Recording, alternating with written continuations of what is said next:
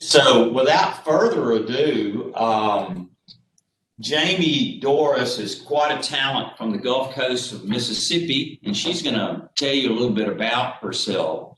And I'm delighted to have her with us today.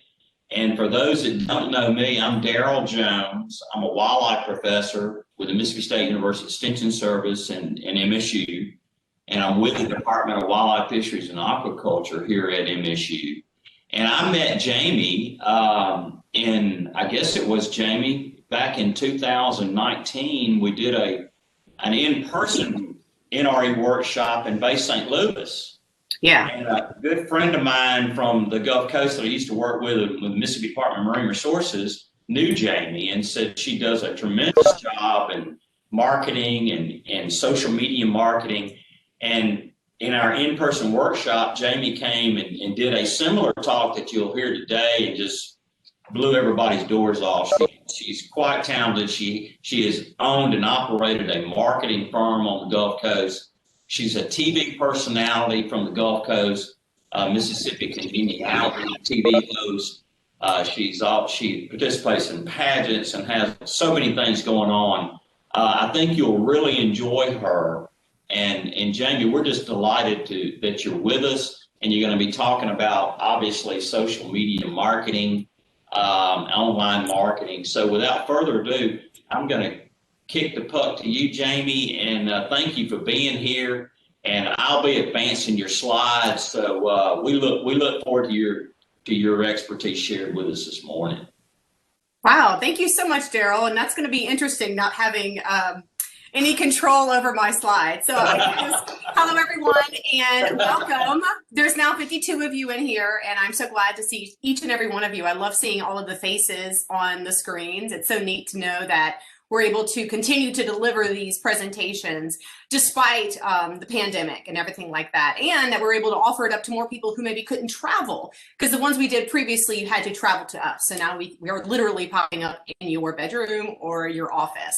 So if everyone can, go ahead and write down in that little chat box what it is that you're doing with your land, whether it is some type of eco business or what it is that you're thinking about doing, whether you've done it or not. That way I kind of have an idea. I know previously we've had people who were starting Christmas tree farms or pumpkin patches and things like that. And it just helps me to kind of get an idea of what everyone's doing in their own personal world. And I can kind of craft some of my topics to that. Okay, so, all right, think a tree farm. Okay, all right. And Daryl, I am going to need help just kind of monitoring that so I can I will. So far in the crowd, we've got beginning a cut flower farm. Ooh, super cool, by the way. Very trendy for Instagram. Pick your own blueberries. All of these are totally Instagram worthy. I love it. And what's this? Guided quail hunts. My husband would love that. So would you, Daryl. So yes, Daryl, right. Can you push the next slide, please? Yes. All right, so y'all keep that coming. So just a little bit about me. Daryl did a great job just describing. I am your current Mrs. Mississippi, by the way. That is a title that I received over the summer, and I have been working with that, and I absolutely love it. If you chimed in earlier, I was telling Daryl a little bit about the national pageant, which is coming up next month. I'll be competing for the title of Mrs. American, which then goes to Mrs. World, so it's kind of a big deal. I'm also Miss Congeniality TV host. That's a show that airs here on the Gulf Coast. Marketing queen, media consultant, degree in broadcast news, and my husband and I have 5 kids. I know, 5 kids. Okay, next slide. I tell you guys all of those little things about me because the truth is that all of those things kind of steer all into the same path of marketing, because everything I do ends up becoming about marketing myself, marketing businesses, marketing my clients. It's something I've been doing for probably over 15 years. You could advance this slide. So right now you all have been writing the who you are. So I have an idea of all the different work that all of you are doing. So the last one is model farm organic agriculture and veggies and fruits. Awesome. Okay, do y'all know that Mississippi is like one of the naturally greenest states in our country? Like naturally. Like, we are a very clean, green state, and that's something that I don't know that enough people know about Mississippi, by the way. It's a total side note. So, why you should be marketing on social media. For me, this is kind of a no-brainer slide. And I say it that way humbly just because I've been in the market of marketing businesses for over 15 years online. Social media has been around the last 10 years or so. It's a big deal, and it's something that everybody's doing. However, after doing a lot of these workshops, I realized that especially in more rural areas and landowners who have these big plots of land and not sure what to do with it, these are the people that aren't necessarily into the whole social media revolution, so to speak. And so a lot of the stuff you're going to hear me talk about is really the basics of social media marketing. This is not going to be the most high advanced stuff because I really feel like in order to get there, you got to start here. And so this is why I'm going to start. If you're planning on starting your business, whether it's that blueberry picking farm, the fresh flower farm, Christmas tree, other types of agriculture or hunting, you need to make sure that part of your business plan is to have a social media marketing plan. Absolutely. And the reason is very simple. I mean, look at the picture, right? Everyone is addicted to their phones except for Daryl, who comes home and doesn't have Wi-Fi. Most people do have Wi-Fi, and most people are on their phones. I don't know. I think it's something like 6 hours a day, something like that. That number, I read different numbers all the time. Most people use social media in some form. At the very basic, they're on Facebook. But people use, I mean, my kids are all using TikTok. I use Instagram like it's going out of style. But most people are on some form of social media. And it's free. It's absolutely free to use. So unlike advertising back in the day where, you know, you needed to get an ad in a paper or on the TV or on radio, you can, you know, set up profiles on social media for free, zero, wonderful. And it's very effective. That's the most important part here, I think. It is a very effective tool. So it's free, everyone's looking at it, and it's very effective. Next slide, please, Daryl. So as I said just a second ago, there are many types of social media. Today, we're going to be focusing mainly on Facebook, just because to me, that is that's the granddaddy of all social media. Like if you're starting anything, and I tell this to any of my clients, the most important thing to start off is probably going to be Facebook. It's going to be the easiest. It has the highest number of users, like percentage wise. And it is the one that I feel like is probably best for a lot of your businesses in general. But there are other types of social media. I'm probably not going to go over them, but just keep this in mind. There's Instagram, Snapchat, YouTube. YouTube is considered a social media. Twitter, which most of you heard of that. LinkedIn, and of course the more popular one now, TikTok, that all of our kids are using. All right, next slide. So, oh, yep, that's me. That's always the funniest picture. It makes me laugh. So Facebook.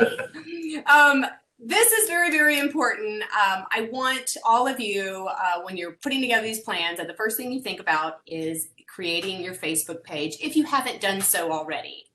And this slide just covers the few things that you need to make sure you do on that Facebook page to get it set up correctly. So like I said here, let's just make sure of some of the basics. Facebook, people still ask me this question. Do you set up a page or a profile? If you are starting a business, you need to make sure it is a business page, not a profile. And the difference is this. When you have a business and you have a page, anyone can like and follow your page.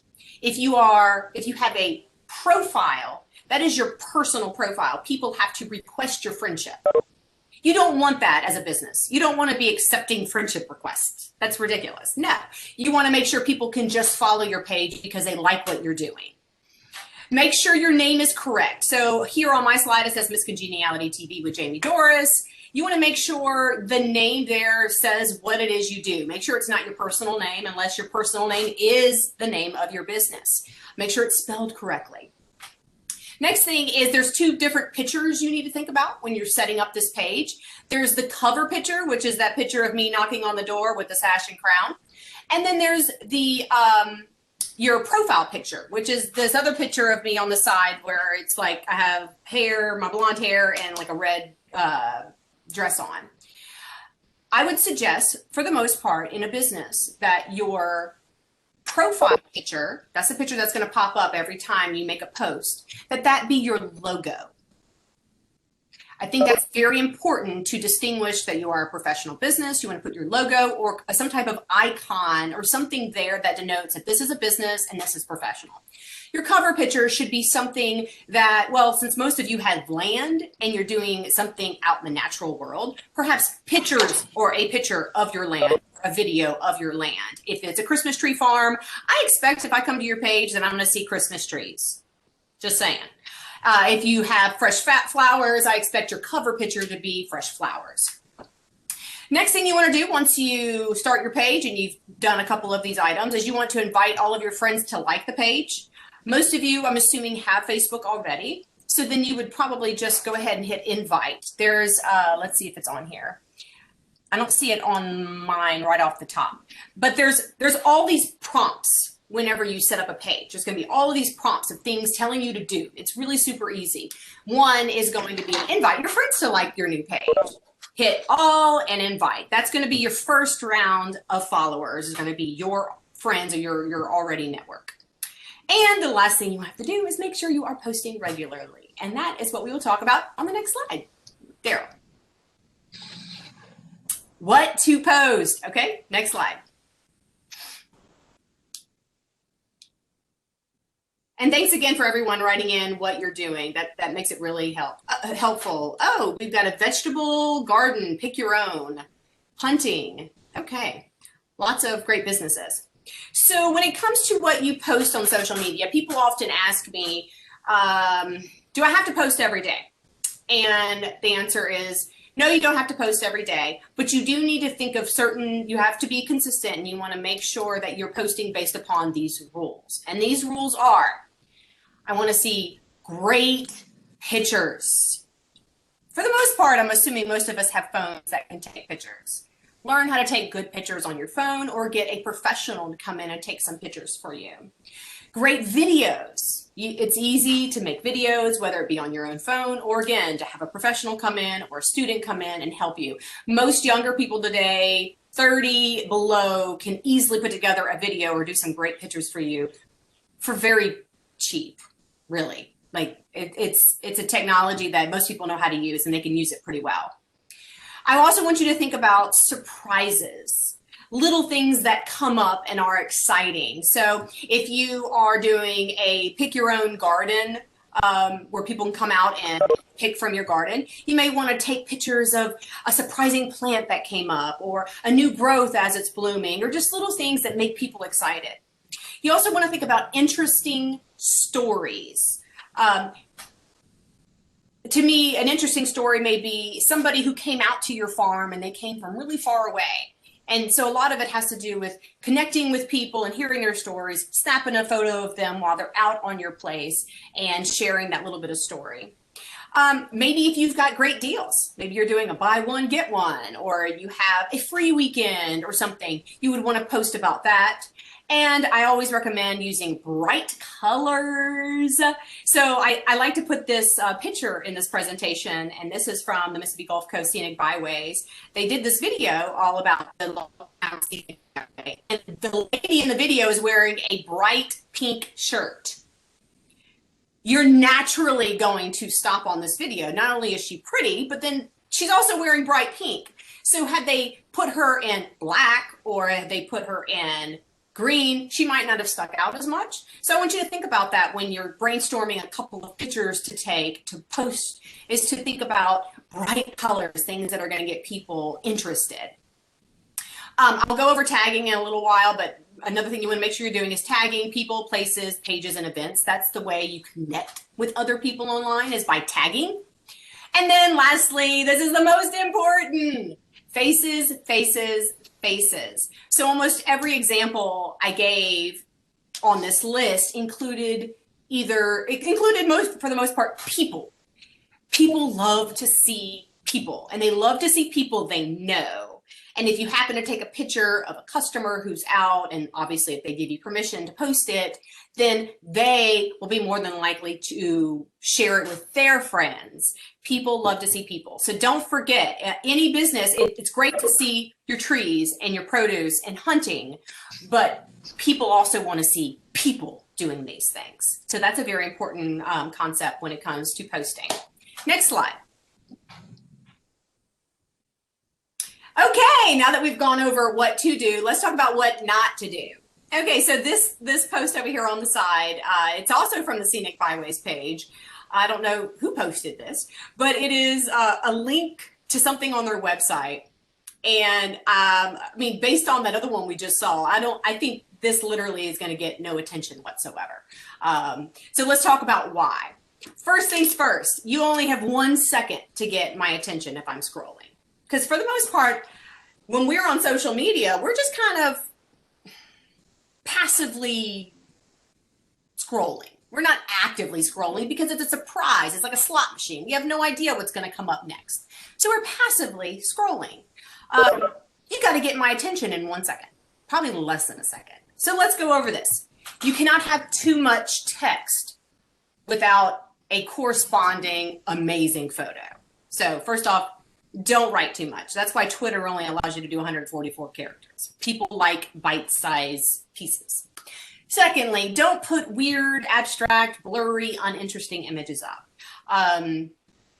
If you're going to do wildlife pictures, or you're going to do pictures of trees or of produce, make sure it looks really good. It may look good to you in some situations, but for the most part, you want to make sure that the average person is going to find it interesting and understand what they're looking at. Don't put a boring story up.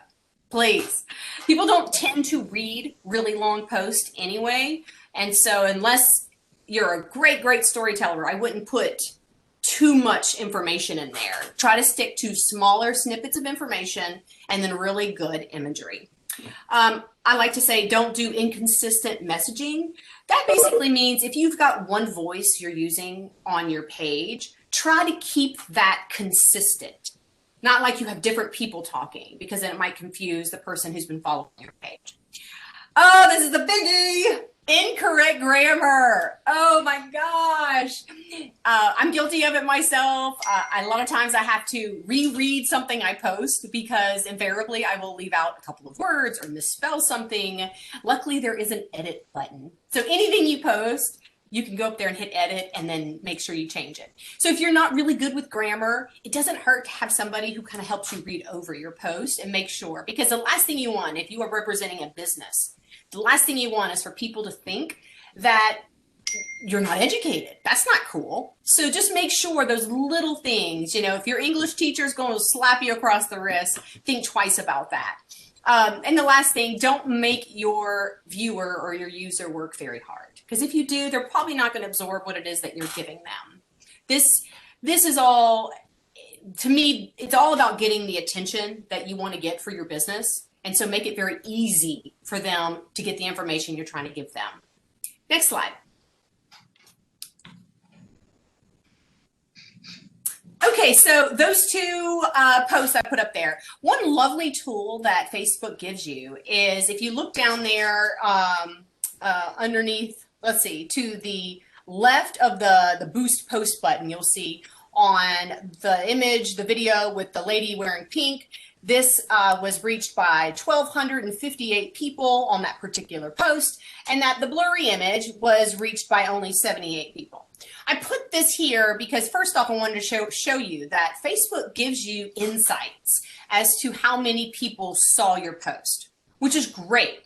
And that helps you to continue to refine your approach to what you're posting. So on this particular page, what's great about these two side-by-side comparison is that they all had the opportunity to be seen by the same number of people, because the same number of people follow that same page. I think that page was being followed by maybe like 4,000 or 5,000 people at the time. But one post was great and got 1,200 people, got in front of 1,200 people, and 13 people shared the post. The other post was so bad, they barely even got one like. So this is the importance of it. is trying to make sure that as you're posting, you do keep in mind that there are insights that can give you ideas as to what's working and what's not working. Next slide. Connecting with your customers. Next slide. Okay, so I said earlier that I would talk to you a little bit more about hashtags and tagging. I've had people ask in previous presentations more about this topic, so I'm glad to fill in. So, you know, like there's that whole concept with social media, just because, you know, you build it doesn't mean they will come. It's true and not true, but I mean, you have to get it out there in order for them to have something to come to. So it's very important to start building. But the next thing you have to do after that is you have to connect with people. And so when I was saying that you need to make sure that you have faces and interesting stories and topics, is you want to make sure that you're connecting with those people as well. And so one fabulous way to build your following on your social media accounts, and in this example, Facebook, is to make sure you're tagging. So there are two different ways you can tag. One tag is tagging people's actual accounts. So say you take a picture of me and I'm out cutting flowers at your farm. Take a picture of me, you stick it up on your page. Hey, Jamie Doris was out here visiting the farm. You tag my page. And that way, when I get it on my little notifications that I've been tagged, I can select share. And so not only will I like it, but I will share it. And when I share it, it goes out to my people. And so now you've doubled, tripled, quadrupled the number of people that are going to engage with your post. The second way to tag is, like I say here on this slide, is to create a hashtag. Hashtags are amazing. I don't know if you've ever heard of them, but you've probably seen them. Down here under these cute boys hanging, it says hashtag fun time, hashtag just hanging here, hashtag your turn, hashtag MSU extension, hashtag visit Mississippi.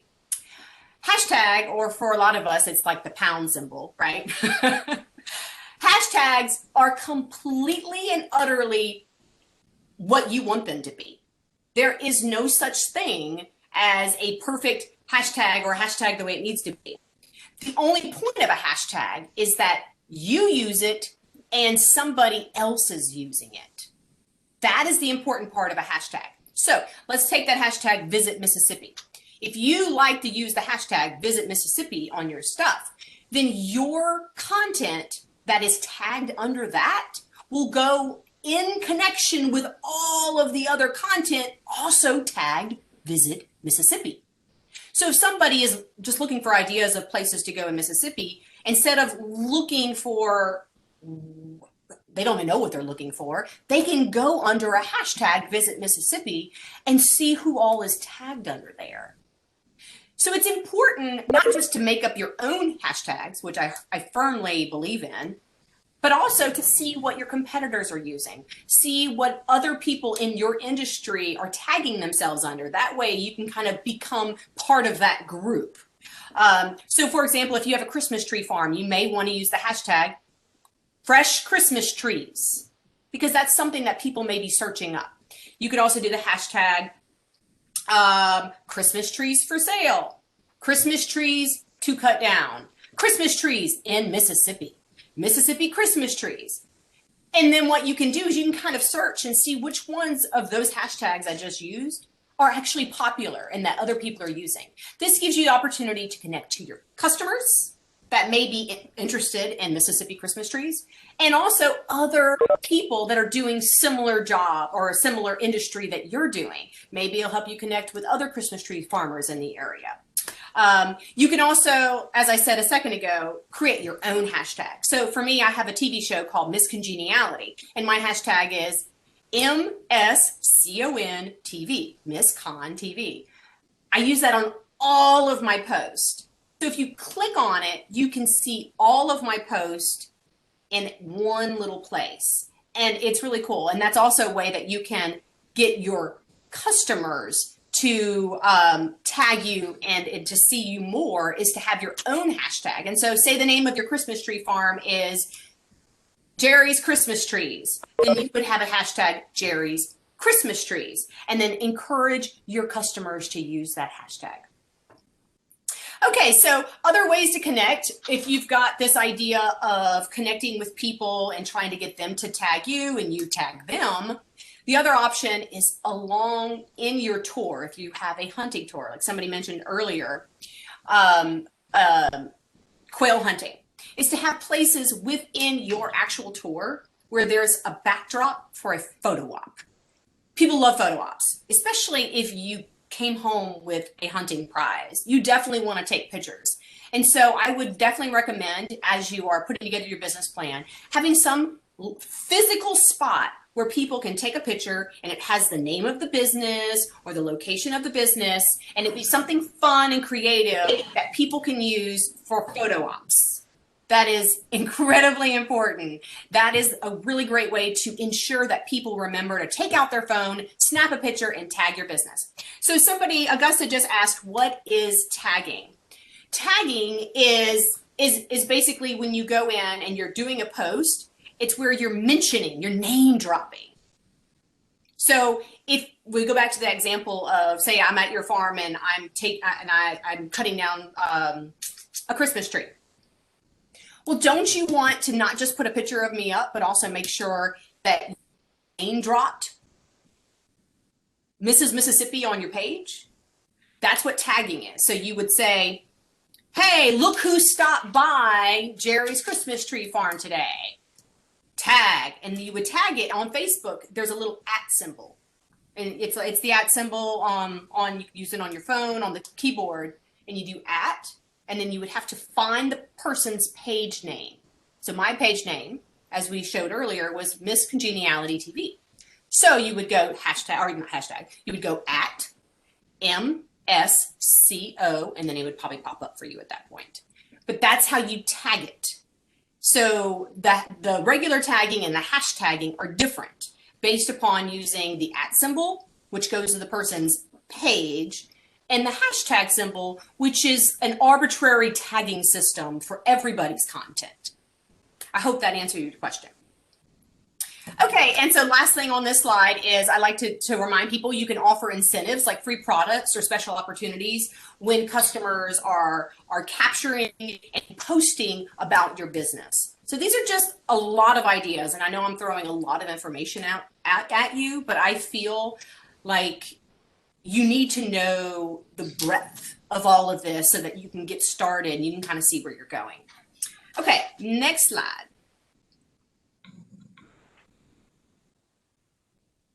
So people have asked me in previous presentations about setting boundaries around posting, because as much as we want to use social media for marketing and for the advantage of getting the word out about your business and what you're doing, we also want to maintain the solitude and the authenticity of the environment which you are offering your customers. So if your customers are coming out for hunting, they may not want to constantly be on somebody's picture, you know, or they may not constantly want to be in somebody's Snapchat or somebody constantly on social media. So it is a good idea, as well as having that photo op somewhere in your office or somewhere right at the very beginning of a tour, is having a brochure or a piece of paper that has your boundaries, your social media technology boundaries. That way they know that, yes, there's an opportunity for taking pictures or videos, and we want you to do so and tag us, but we also want you to put your phone away and enjoy the great outdoors. So I have on here, have social media guide with information about your social media accounts, incentives, and policies. What that basically means is let them know where you are on Facebook. Let them know what your little @ thing is. Like, I'm at Miss Congeniality TV with Jamie Doris. Let them know what that is so that they can tag you. Let them know if there's an incentive for tagging. Let them know if they get a certain discount if they post a picture of something they find on the tour. But then designate certain areas that are going to be phone free. I designate that from here to here, put down your phone and enjoy nature. And I love this part. Use cell phone free areas as opportunities to talk about healing and the healing parts of nature. I think that is so good, because I'm sure for the most part, and Daryl mentioned this earlier, you know, going home and not having any Wi-Fi, he's like, gone. He's like dead to the world. You know, there's a healing in that, not constantly being connected. And I think when you offer a nature-based tourism in that way, you kind of have to walk that line between marketing, but also allowing people to enjoy the nature. So just for some examples, I also push up hashtags on here. Hashtag no phone, hashtag stress-free, hashtag turn it off, unplug, back to basics. You get the drift. Oh, and you're welcome. So I have a question over here from Georgia. How do you do a hashtag and where does it go if you click hashtag? So you do a hashtag by simply typing in that pound symbol, the hashtag symbol, and then whatever you want to write after that. And you'll see once you type it in, whether you're on your phone or on the computer, it'll become a link that's clickable. And then I just, if you've never done it before, play around with a few of them. Just make stuff up. If your business is the flower cutting business, there's that lady, I think over here in Picayune who has the sunflowers. Maybe one of her hashtags that she would use would be hashtag sunflowers. Well, then post it and then click on it yourself and see what comes up. And that may help you to better understand what a hashtag is, and that a hashtag is different than regular tagging. Regular tagging is if you're tagging an actual page, an actual person. Hashtagging is you are literally getting in the mix of everybody else who has the same bright idea.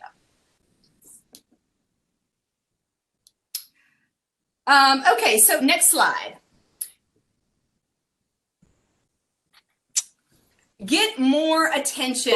In the past, this has probably been the most popular part of my presentation because everything up until this point has been free. It has been something that you can control and ways just to get your foot in the door, get connected to people, and see where it goes for yourself. This next section, and next slide, please, Daryl, is all about how you can do more with it. So, you know, previous advertising before social media was all about you had to pay unless you got on the news or in the newspaper for a news story. You had to pay to advertise. This is, and since we're talking about Facebook, this is Facebook's equivalent of that. So you can post things and it'll go out to what's called the organic audience, meaning anybody who's followed your page, or as somebody shares it, it goes out to their audience. But there's also another way that you can pay and get in front of more people's face. And there's a time and place for that. So I want to quickly go over how you can do that so that you have some information there. And when you decide to press that button, you know a little bit about what you're getting into. So the beginning of advertising on Facebook, keep in mind, this is Facebook only. You can boost your post to increase exposure.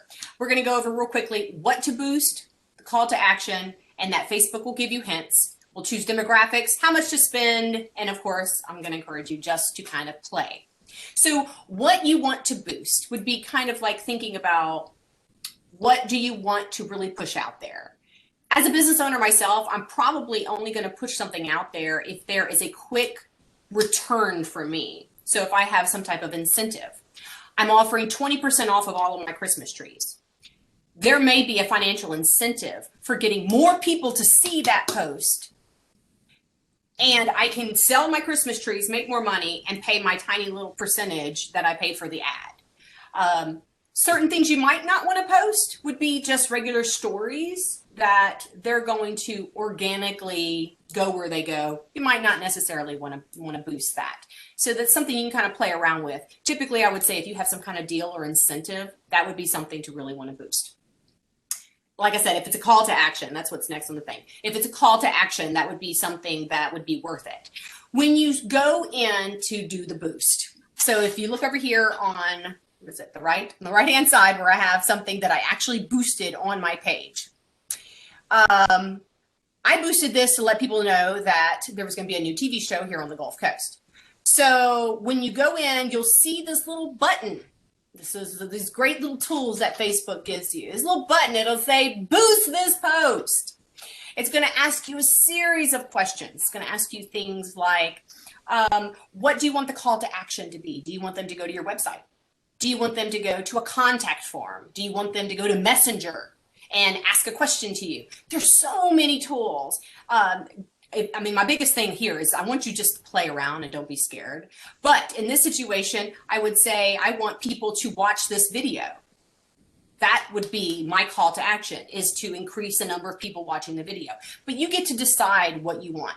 Let's use the example of a deal. Say you have this 20% off of your Christmas trees or 20% off of your hunting package. You may want them to go to your website and sign up. Sign up now for the next hunting trip. That would be your call to action. And that would be something that you could measure. How many people saw it? How many people clicked on your website? Those are all insights that Facebook will give you. Something else that I find so incredibly amazing about Facebook advertising, and let me just tell y'all, I have no affiliation with Facebook whatsoever. It's just, the number one social media at this point. But you get to choose the demographics of who sees your advertisement. Like, this is the neatest thing in the world. I mean, when you get an ad in a newspaper, you don't get to just say, I want my ad to go only to 30-year-old women. You don't get to do that. It goes out to anyone and everyone who reads a newspaper. Not on Facebook. You get to decide the demographics. And how neat this is I had a client once that they were trying to get as many applications as they could for a specific job. And it was, I guess, what you would call a like a blue collar job. It was like building highways in South Louisiana. And so we did a little bit of brainstorming and we put up the post for, this new job offer and the number of people that they were looking to hire. And then we boosted it to demographics between 20 and I think 45 or maybe even 50 in a certain area. And we used the idea that these guys would probably like LSU football. They would, probably be those kind of fans. And those were the interests we put in there. And sure enough, my client went from having maybe 4 or 5 people apply to having, I think it was like 155 applications. And to them, that was worth $100 of an advertisement. So people ask me, how do I know what to spend if I boost something? And the answer is this. Facebook as well is going to give you ideas. So if you type in, my budget's $50, it's going to say, do you want to spend $50 in a day? Do you want to spend $50 in a week? Like, how long do you want this campaign to last? The rule of thumb, I would say, is don't do a campaign longer than about 5 days, because people will get tired of seeing the same ad that'll keep popping up. So you want to keep it fresh. So I would say 3 to 5 days on a campaign is long enough. You can do as little as $20. You can do $10. You can do as much as you want, and it'll give you an estimate of the number of people you'll reach. The most important part of all of this is I really, really, really want you to remember to just play.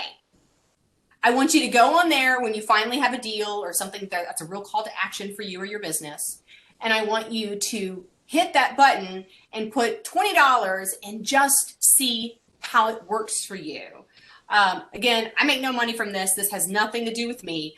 I've just used Facebook advertising to grow my numbers, to get awareness. I used to just boost videos and everyone would see the video. And I was amazed at how much attention $15 could get you. Seriously, it can get you a lot. So at the end of the day, please just play around, see what works for you. They're not going to charge you more than what your budget is. I think you put your credit card in there, you set a budget, you're not going to get charged more than that. So don't worry about it, just try it. Next slide. Okay, so the big thing about the advertising is that you don't have to have a lot of followers to get a lot of attention. People will say, well, I only have 200 followers on my Christmas tree farm page, and most of those are my family. Well, that's good. You've got to start, but you don't need that in order to get the deal out from using things like the advertising. And I'm going to show you a great example of that. Next slide. So this is one of my clients. They had 500 people who followed their page. It's Urgent Care in Orange Grove here in South Mississippi. They wanted to do a back to school fair. And I think they were going to be giving away some goodies for kids. They had a bounce house, snow cones or whatever. They put together this post. I mean, it's not the most impressive anything. It's just a back to school fair with some goodies, but they spent $40 on the campaign. $40. And they had 500 people who followed the page, and it ended up getting 6,689 people reached from $40. And they had 86 shares on it. No, Grant, I know they're giving away stuff, and that helps. It always helps. But the point is that you don't have to put a lot of money towards something to see the results from it. That's the business that Facebook is in. They're really in the advertising business. So just keep that in mind. Next slide. I think, is this my last slide, Daryl? Man, we've just been rocking and rolling over here. Is it really my last slide? Have fun, is that it? Yeah, is this my last slide? Maybe. Oh my gosh. Wow, I've been rocking and rolling. So yeah, that's the most important things, guys. I wanted to give you the Facebook basics so that, you can kind of get your new business's marketing plan on course for the most basic things, making sure that you have a page set up correctly, making sure that you are posting, you're having fun, you're doing great pictures with faces and bright colors, you're tagging people, and you're boosting and using advertising when you need to. And that most important, you're being consistent with it. Because honestly, while you don't need to post every single day, you should set a schedule for yourself, maybe every twice a week or once a week. I wouldn't do less than a couple of times a month. But be consistent, have fun, and I think next slide. Yeah, I think this is my end. I was just looking at it yesterday. So this is the opportunity for questions. Also, if you need help, individual help with social media marketing, let me know. I am available. I do consultation for your individual needs. I can also, if anybody has questions about some Instagram stuff or some other things, I think we have time. I think I have about 10 minutes or so that I can speak to some of those as well. Because like I said, this is all about Facebook. There's plenty of other social media networks out there to talk about. Maybe had a couple questions there, and we can stay on as long as we can keep you, Jamie, so we're not on rigid schedule, but had a hashtag question there. Okay, back to the hashtags. If you use hashtag Stennis, would you also show up with Stennis housing, or does it have to be exact? Exact. It has to be exact. And I don't know about Facebook, but on Instagram, you only get, I think, between 20 or 30, and I'm sorry about this number, but you only have a certain number of hashtags you can use on a post. You typically never use all of them. So yeah, if you want to use hashtag Stennis, use it, and then also follow it behind hashtag Stennis housing. So I'm going to show you one of my little tools I use. So I post on Instagram every single day. Every single day. I create a calendar. I know all the stuff that I'm going to be posting about. And then I have what I call my my default tags. And I don't know if you can see it, but I'll put it up like that. These are the tags I use on every single post. They're not people's accounts, they are hashtags. And so it's like hashtag Life Without Borders. That's the name of my platform. Hashtag MissCon TV. Hashtag Rotary, because I'm affiliated with Rotary Club. And then it goes all the way down to Mrs. Mississippi. I'm tagged under all of these. So if anybody is searching content on any of these tags, my content will come up. But then I also have people that I tag in every single post. And I will show you that on this. So these are @ symbols. All of my posts will say special thanks to, and these are typically businesses. Gamble Martin Photography, The Close Tree, all of that. So I have a little file on my phone. You could also have this on your computer. It has all of your hashtags, all of your links that you like to connect other people with, and you could use that as your default. And then you don't have to rethink about it every single time. Every time you post, you put that in there. And then if there's something specific about that post that you want to tag 1 or 2 extra, you can, but at least you've already covered your basics. Got dang Josh. Well, hello, got dang Josh. How often should I post on Instagram? I post every day, but it really just depends. What is your business? And I'll tell you a little bit more about that. Do videos or photos perform better? In my opinion, photos perform better because it's just a still image. People like that. But if you've got a very engaging video, post it. Just make sure you're using the tool on Instagram where you can scroll and pick your, what's it called? My brain's not working. The image that you want it to be your cover image, because as a video, it's going to post as a photo on your grid. So make sure you're using the best image for that cover image. And that's a little tool on Instagram when you're posting a video.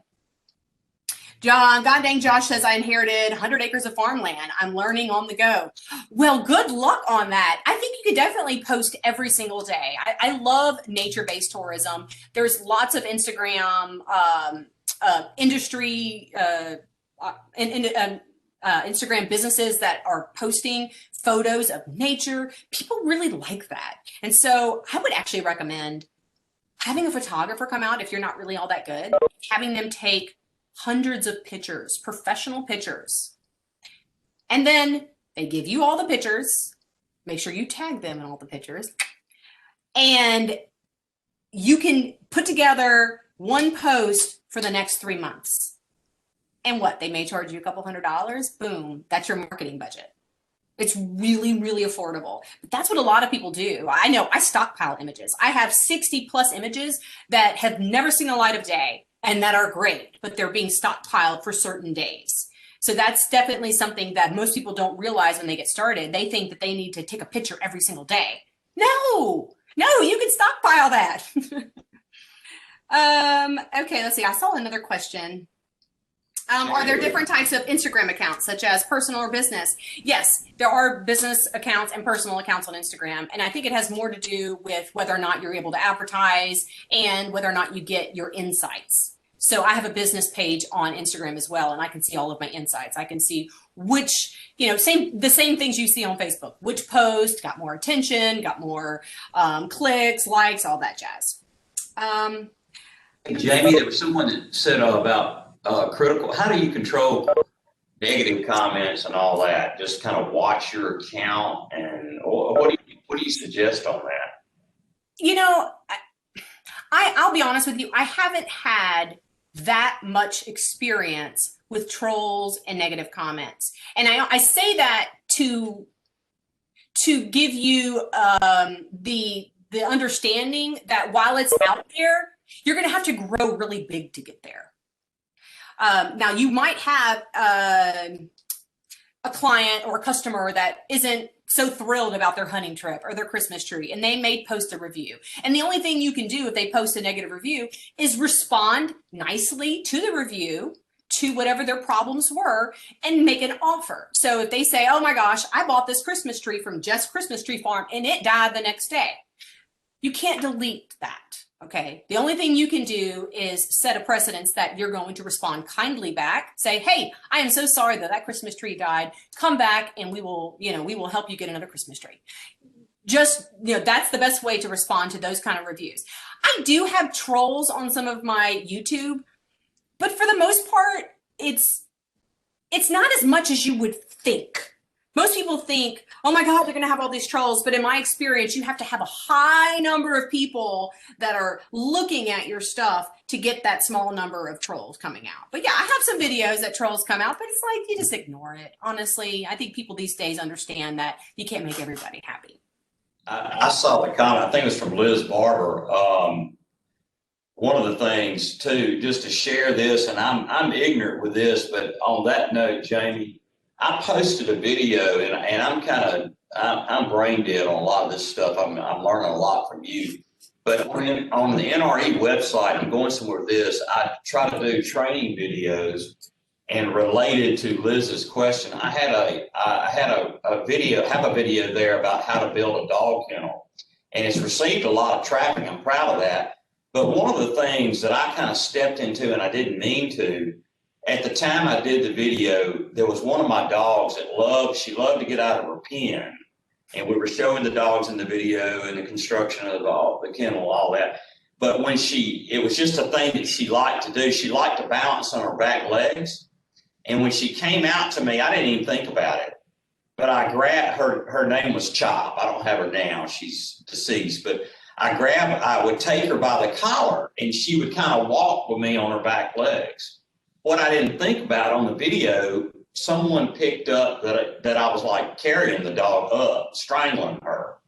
Well, that started a war of words on that video. And I didn't mean to step into that. And actually, some other people were coming to my defense, like, oh, this is a gun dog, it wasn't hurt. So anyway, I don't know, back on Liz's comment, I just stepped right into that and didn't realize it. We still got that part of the video up there and it's kind of calmed down.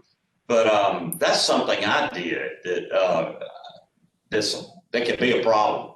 Yeah. And you know, what there's two things that I think about in what you just said. First thing that comes to mind as a marketing person is I go, well, now you need to create a video about your dog that walks on its legs, because that's interesting. Now I want to know. And so to anybody that was trolling, you could say, hey, check out my video about, what'd you say the name was? Chocolate? Chop, Chop. You know, check out my video about Chop and this amazing dog that walks on his hind legs. So now that's a missed opportunity. So it's almost like there's no such thing as negative publicity. If people are watching your video and they pick up on something and they see it differently, that's an opportunity to respond to that. It gives you more content.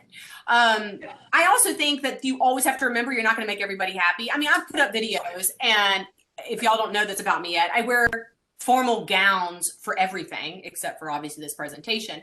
And so, I mean, I have people write things like, why is this old woman wearing a prom dress? I mean, whatever. Obviously, if you watch my stuff, you realize I'm wearing a prom dress and everything. So that's kind of my shtick. But regardless, you're not old, Jamie. I disagree with that.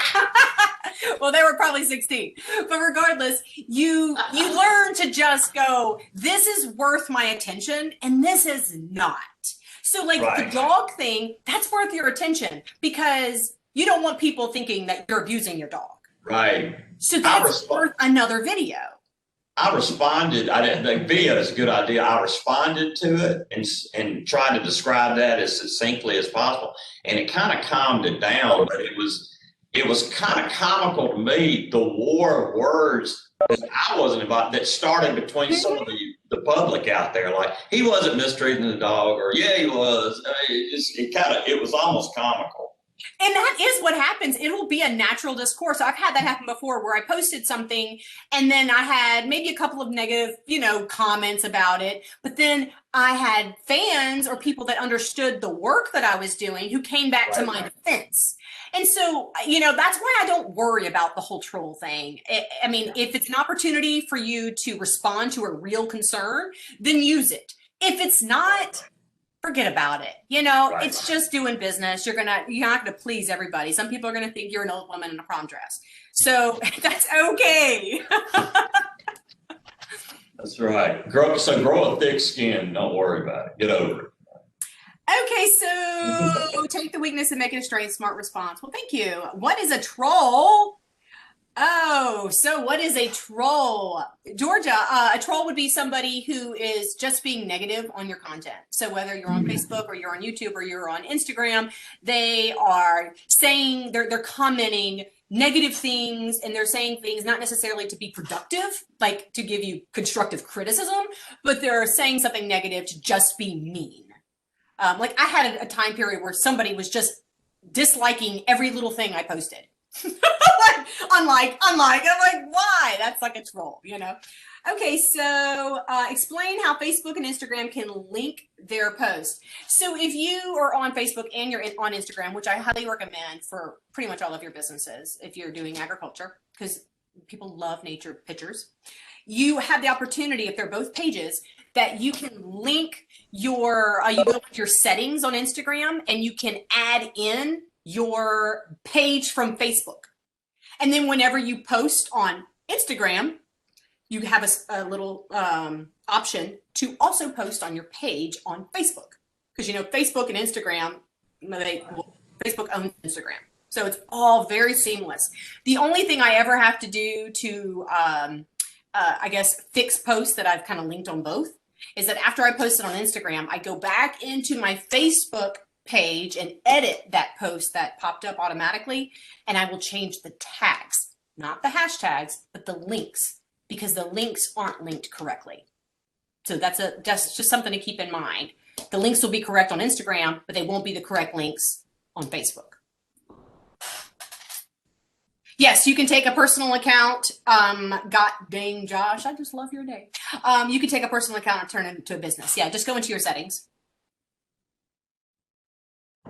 Other questions, folks? You're welcome. Yeah, any other questions? And if you have some questions, you feel free to contact me. I am on Facebook. You saw my page, Miss Congeniality TV with Jamie Doris. I'm on Instagram, my little @ symbol, which is my tag, @Jamie Doris. There's 3 E's there. And then my email, Jamie, 2 E's, @misscon.tv. And there's my website, misscon.tv. Just think of like a convict. Because I'm totally confident. They had a question there. I don't know if I understand the question. Can you repeat what's measured? Let's see. A convict in a prom dress. Thank you. Look, I thought about doing a great marketing thing where I'm wearing an orange prom dress behind bars. Miss Con TV. Anyways, what measured gets managed? I'm not quite too sure I understand the question. You can go into, oh yeah, what gets measured gets managed. Absolutely, I agree with that, because if you see that some posts are getting a lot of attention and others are not, then it gives you the opportunity to continue to refine your approach. So yeah, absolutely, it's definitely a business principle. And is there any other question? Jamie, that was a great talk. Really, really enjoyed it. It's very informative. I've got a lot of posts here on the chat box to me saying they really enjoyed you as well. Thank you. Thank you so much for being with us today. And your talks are always so informative, and I learn something every time. Now I got to go back and put a dog video in there about how likes to walk on its back legs. I got to put it on my website. And make sure you link it. Make sure you put that link into the comments. No, you just got over my head, No, that's good. That's great. But all of this is really good. Thank you all for participating today. And just to remind you, we are taping Jamie, so I'll have this on the website. So you can go back and listen to it, watch it later, and you can share it with people. And that will get more exposure for Jamie's expertise and this good information. Jamie, thank you for being with us today. Thank all of y'all for being here, and really enjoyed it. And we're going to do it again tomorrow, talking about Farm Bill programs, and then on Friday with business plan development. And I'll reference Jamie on some of that Friday about the marketing, Jamie. You covered all that so well, so much better than I can. So thank y'all for being here. Jamie, appreciate your time. And thank you very much, everyone. All right. See you later. Bye, everyone. Bye-bye.